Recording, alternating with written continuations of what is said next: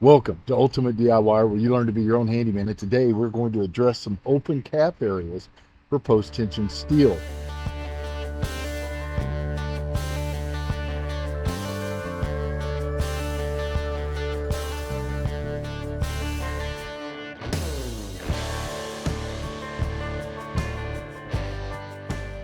Welcome to Ultimate DIY, where you learn to be your own handyman. If you're not familiar with post-tension steel, instead of using rebar and a monolithic slab, there are steel cables run through the actual slab, and they use a machine to pull the cables really tight and put the concrete under compression. That keeps it from moving, it keeps it from breaking off. I've seen where huge parts of dirt are missing under a foundation, but the slab remains intact.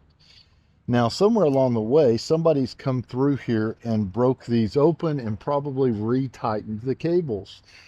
And they failed to put the new caps on and seal them. So what we're going to do is we're going to go through with some good oil and oil everything up really good. Make sure that it's, not going to have a lot of rust. And then we're going to put some grease in each fitting, and we're going to put new caps on. The caps simply slide in right over the cable like that, and then we're going to mix up some mortar. Now I mix the mortar a little bit more watery so it's easy to break, and we cover those holes so that they can be reopened in the future if they need to be. Now if you notice, this one has some concrete over it where somebody's tried to fix it. So a couple of these we may have to use a little bit of a chisel and a hammer to open them up enough to get the caps on them. But that's going to be our focus. So we're going to go ahead and start by shooting our penetrating oil in. And we're going to do that all along the back of the house. And then we're going to start putting the grease in and get our caps on. And then I'll show you how I mix the mortar. So let's get to it.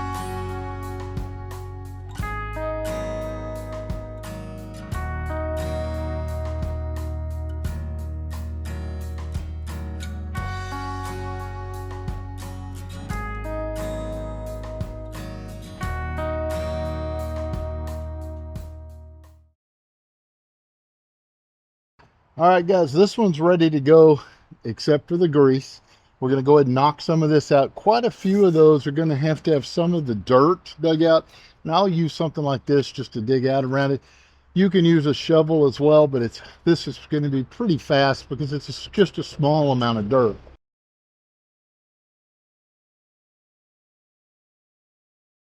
So I'll use a chisel like this, put it on here, and break that back. And they got it in here pretty good on this one. But that's usually how easy the mortar breaks out around these. And then I will test it with a cap. That'll be perfect right there. And then this one would go right here. And we're going to make sure it's cleaned out. So I'm going to go ahead and show you what we do with the grease. I will use a grease gun like this without the compression fitting in the end. And I will simply fill the cap.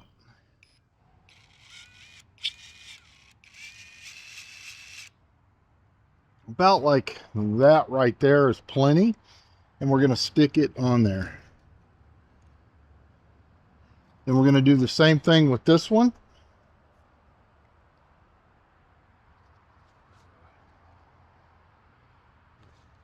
Sorry guys, it's pretty hot out here, so the sweat is getting in my eye.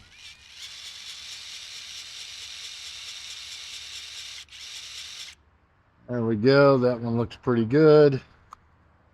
And we put that one on. So these two now are going to be ready to actually put the mortar over the top. We'll mix that in a minute.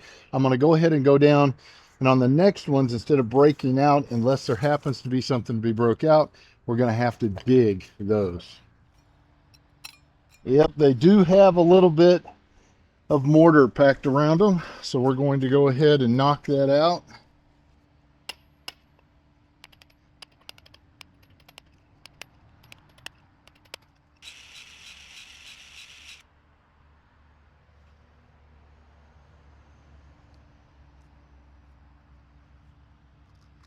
That one is good to go.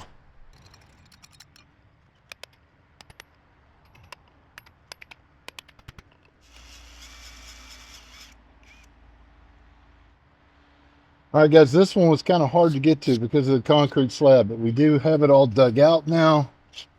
See if we've got the grease in the actual piece. And we're going to see if we can get that in there, and it fits perfectly. So now it is ready to go. I'm going to see if I can tap that in just a little. There we go. It's good to go. Moving on to the next one.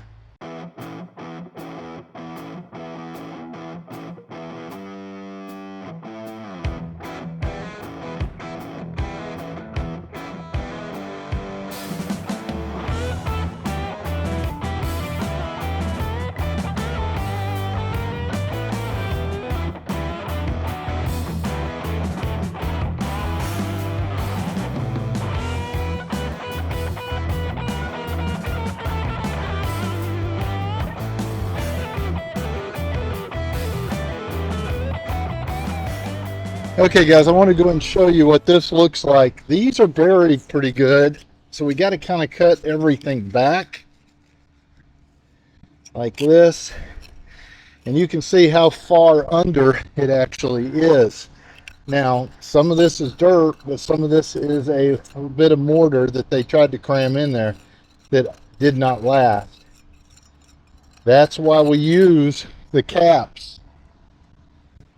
So we're going to take this and see if we can dig it up, and then we try to break that off again.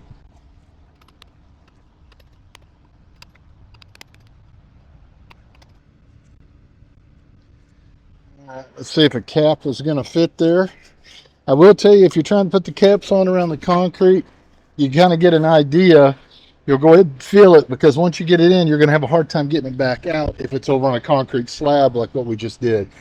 This one's easy to pull back out. All right, so we still have a little buildup over here, so we're going to need to hit a little more. Yeah, there comes a bunch right there. It's hard to see because it's below grade here, so I'm having to kind of guess and just try to hit everything around it. Let's see if that gives us enough room. And we're still sticking just a little. It's pretty much there, but let's see if we can get just a little more on the top. I think that should do it. That's pretty good. So we're going to put some grease on.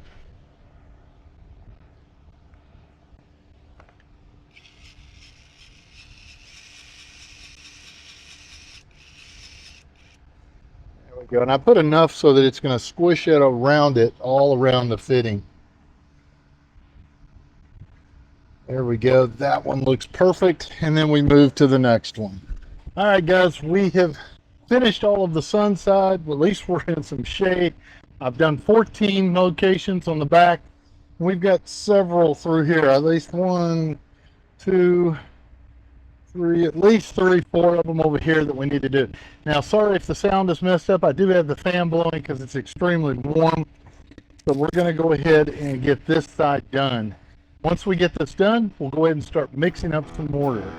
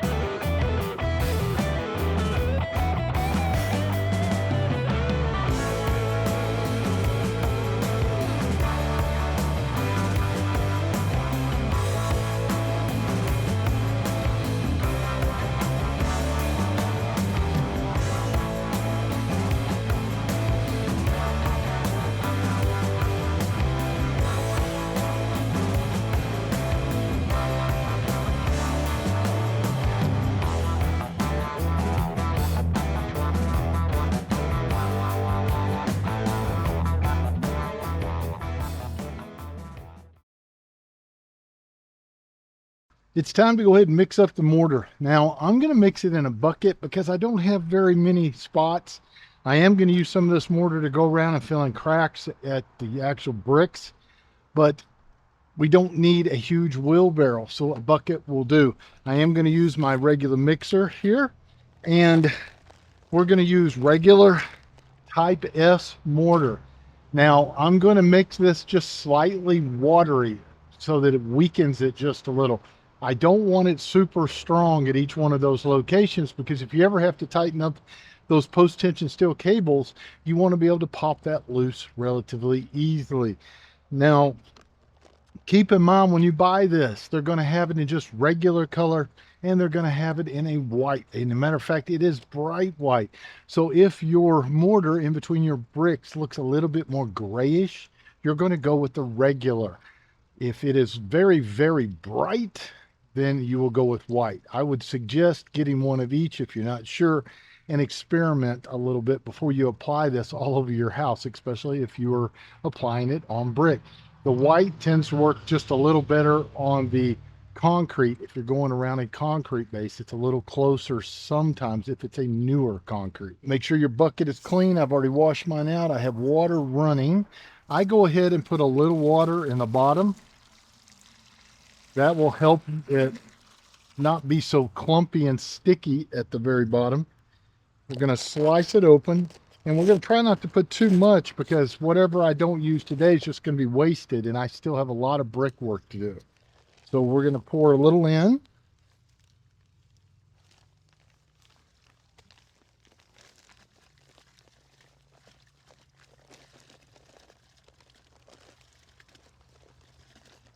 Try not to breathe it. If you have a mask, I would recommend wearing a mask. You do not want to breathe in the silica from this.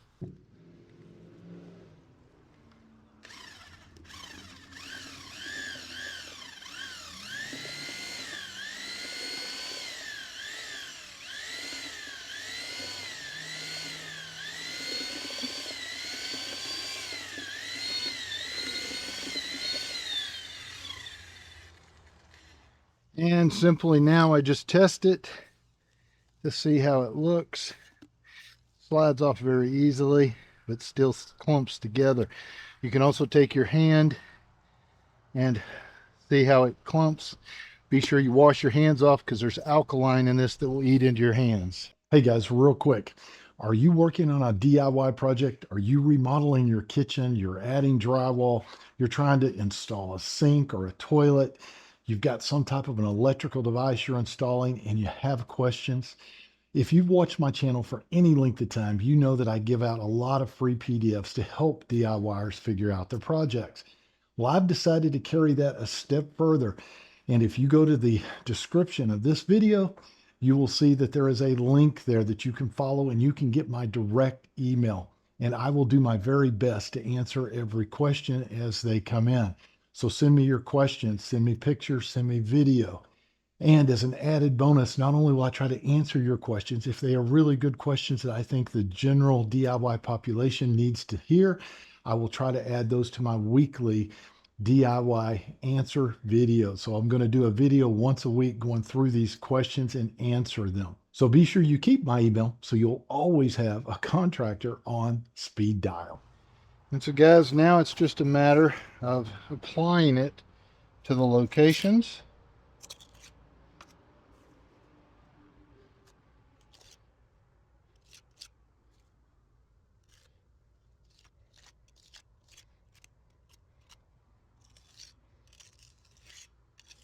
Just like that, and we're going to continue on.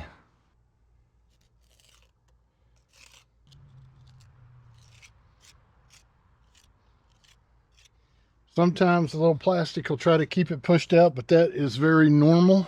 You want the plastic right at the edge.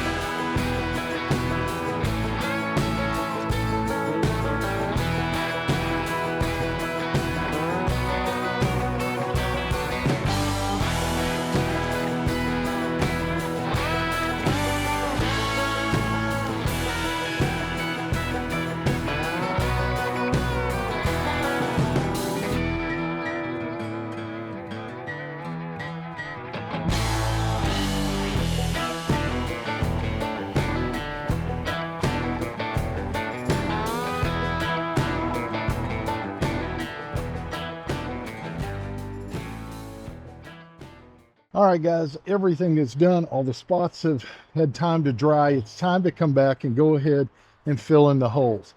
Now, I used some of that mortar and filled in brick spots that were bad. Keep in mind that you're going to have a powdery residue on the brick for probably a month or two, maybe even 3, till that really wears off.